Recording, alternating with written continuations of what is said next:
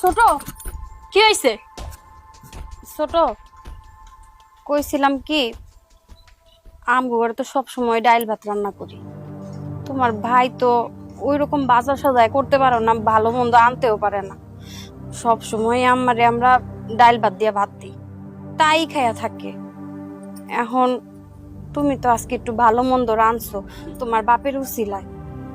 হাঁসের মাংস যদি এক টুকরা দিতা, তাইলে আমার শাশুড়ি খায়া একটু শান্তি পাইতো। হ্যাঁ, তো সবসময় ভালো মন্দ খাইতে পারে না, আমরা তো খাওয়াইতে পারি না বই। কি কইলা? তোমার সাহস তো কম না। আমাকে করার আগে 100 বার ভাবা উচিত ছিল। এই মাংস আমি আমার বাপের জন্য রান্না করছি, তোমার শাশুড়ির জন্য না। এটা তুমি কেমন কথা কইতাছো?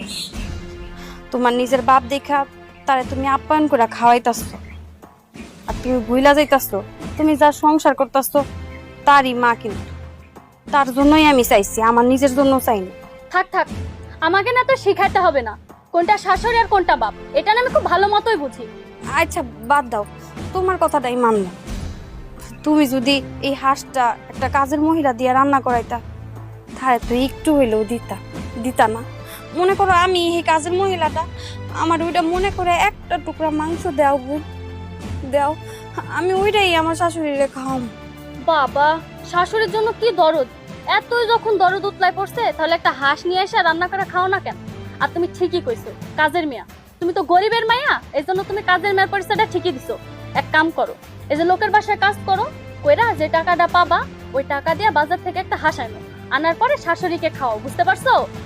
তুঙ্গ উপরে না আল্লাহর কোনো রহমত নাই, নইলে তোমার মায়ের মতন শাশুড়ি, তার জন্য আমি তোমার সামনে ভিক্ষার হাত ফালাইছি এক টুকরা মাংসর লেগা। আর তুমি এমন দূর দূর ব্যবহারটা করতে পারতাছো? তোমার কি মনে একটু দয়া হয় না? মানুষ তো বাড়িতে একটা কুত্তা পাললেও তার প্রতি ভালোবাসা, আর আমরা তো মানুষ। আমার না এত ভালোবাসার দরকার নেই। তুমি যে শাক পাতা ডাল রান্না করছো, ওটা শাশুড়িকে গিয়ে খাও। হাঁসের মাংস না খাওয়ানো লাগতো না।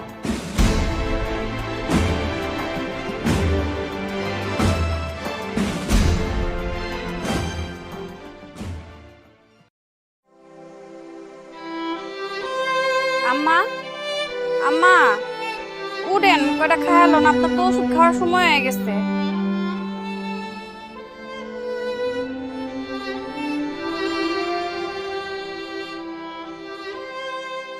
বৌমা, ডাইল আর ভাজি, এদিক দিয়ে প্রত্যেকদিন ভাত খাইতে আর ভাল লাগে না।